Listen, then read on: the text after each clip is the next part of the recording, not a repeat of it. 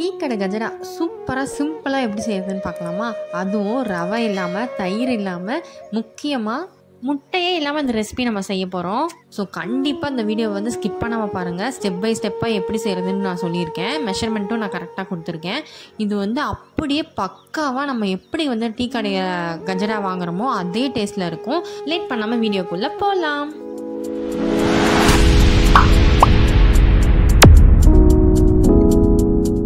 இப்போ ஒரு மிக்ஸி ஜாரில் நான் 1 கப் அளவுக்கு சர்க்கரை சேர்த்துக்கிறேன்.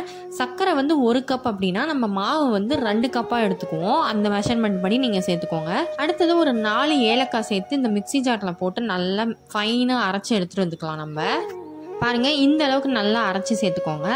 இப்போது நான் எந்த கப்பில் வந்து சர்க்கரை எடுத்தனோ அந்த கப்பில் வந்து 1/2 கப் அளவுக்கு நான் பால் சேர்த்துருக்கேன். பால் வந்து காய்ச்சின பாலும் சேர்த்திக்கலாம், காய்ச்சாத பாலும் சேர்த்திக்கலாம்.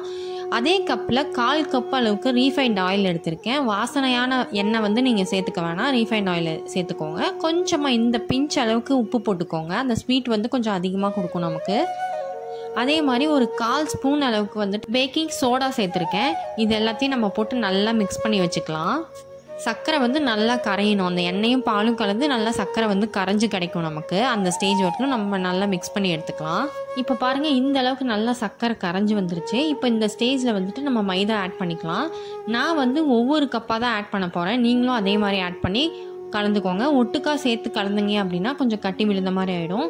இப்போ ஃபஸ்ட்டு கப்பு போட்டு நல்லா இந்த அளவுக்கு மிக்ஸ் பண்ணி விட்டுக்கிறேன். நான் பாருங்கள், இந்த அளவுக்கு நல்லா மிக்ஸ் பண்ணதுக்கப்புறமா நான் 2வது கப்பு மாவையும் ஆட் பண்ணிக்கிறேன்.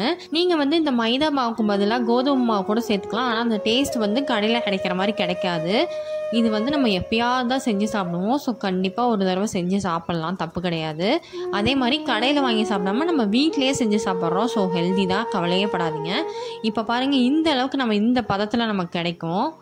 நீங்கள் வந்து ஃபஸ்ட்டு கப்பு மாவு போடும்போது நீங்கள் கையிலே கூட கலக்கி விட்டுக்கலாம், ஒன்றும் பிரச்சனை கிடையாது. இப்போ இந்த ஸ்டேஜில் வந்துட்டு நான் வந்து 1 ஸ்பூன் அளவுக்கு இல்லைன்னா 1.5 ஸ்பூன் அளவுக்கு நம்ம அரிசி மாவு எடுத்துக்கிறோம். இது வந்து பச்சரிசி மாவு.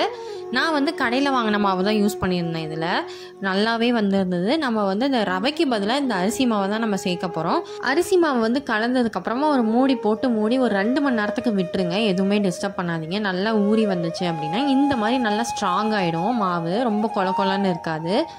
நீங்கள் வந்து நான் கொடுத்துருக்க மெஷர்மெண்ட்டை கரெக்டாக போட்டிங்க அப்படின்னா தான் மாவு இந்த பதத்தில் இருக்கும். இல்லைனா தண்ணி மாதிரி ஆகிடும் மாவு. அதாவது நம்ம கையில் எடுத்தோம் அப்படின்னா ரப்பர் மாதிரி தான் வரும்.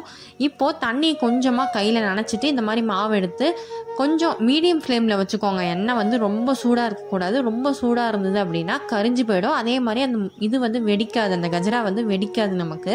ஸோ மீடியம் ஃப்ளேமில் வச்சுட்டு இந்த மாதிரி உருண்டை பிடிச்சி நீங்கள் எண்ணெயில் போட்டு பொரிச்சு எடுத்தீங்க அப்படின்னா கஜரா வந்து சூப்பராக ரெடி ஆயிரும்.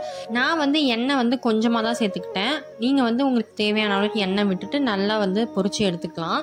இந்த மாதிரி திருப்பி விட்டுட்டே இருந்தீங்க அப்படின்னா நல்லா எல்லா சைடும் சூப்பராக வெந்து வரும். இதை திருப்பி போட்ட உடனேவே அந்த அடியில் போட்ட கஜரா வந்து நல்லா வெடிச்சு கிடைக்கும் நமக்கு. சூப்பராக கிடைக்கும் நமக்கு, கடையில் கிடைக்கிற மாதிரியே. பாருங்கள், அந்த கிராக் வந்து எந்த அளவுக்கு அழகாக வந்து வெடிச்சு வந்திருக்குன்னு சொல்லிட்டு இதே மாதிரி தான் நமக்கு கடையிலையும் கிடைக்கும். ஸோ கண்டிப்பாக அதை ட்ரை பண்ணி பார்த்துட்டு எப்படி இருந்ததுன்னு கமெண்ட் செக்ஷனில் சொல்லுங்கள். உங்களுக்கு நிறைய பேர் வீடியோஸ் பார்க்குறீங்க, நான் சப்ஸ்கிரைப் பண்ணாமல் பார்த்துட்டு இருக்கீங்க, மறக்காமல் சப்ஸ்கிரைப் பண்ணிக்கோங்க. பக்கத்தில் இருக்க பெல் பட்டனை கிளிக் பண்ணிக்கோங்க. இந்த மாதிரி சூப்பரான ரெசிபீஸ்லாம் பார்த்துட்டே இருக்கணும் அப்படின்னா பக்கத்தில் இருக்க பெல் பட்டனை வந்து கிளிக் பண்ணி வச்சுக்கோங்க. அப்போ தான் போடுற நோட்டிஃபிகேஷன்ஸ் வந்து உங்களுக்கு அப்டேட் வந்துகிட்டே இருக்கும். பாருங்கள், எந்த அளவுக்கு இந்த கஜரா வந்து சூப்பராக வெந்து வந்திருக்குன்னு பாருங்கள். சாப்பிட்றதுக்கும் அவ்வளோ டேஸ்ட்டாக இருந்தது. ஸோ கண்டிப்பாக ட்ரை பண்ணி பாருங்கள். ரவை போட்டு செய்கிறதும் எப்படின்னு சொல்லிட்டு நான் இன்னொரு வீடியோவில் செஞ்சு காட்டுறேன். பாய்.